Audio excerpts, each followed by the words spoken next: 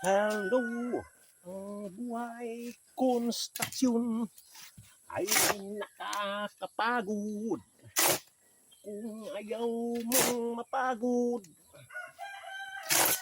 mag-aral ka ng mabuti para ang trabaho mo ay sa opisina. Malaki na ang sweldo, magaan pa ang trabaho.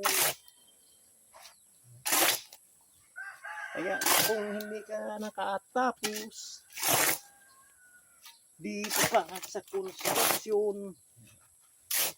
konstruksyon, mabigat, maliit ang sahod.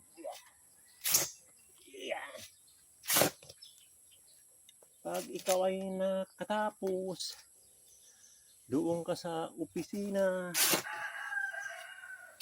magaan ang trabaho, malaki pa ang sweldo,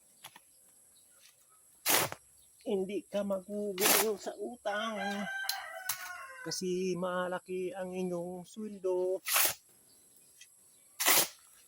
Kaya sa mga kabataan, magtapos ng pag-aaral para sa inyong magandang kinabukasan. Magandang kinabukasan. Magtapos ka ng pag-aaral, maganda ang sweldo, magaan pa ang trabaho. Dito sa konstruksyon, mabigat ang trabaho. Tapos, nakakapagod pa.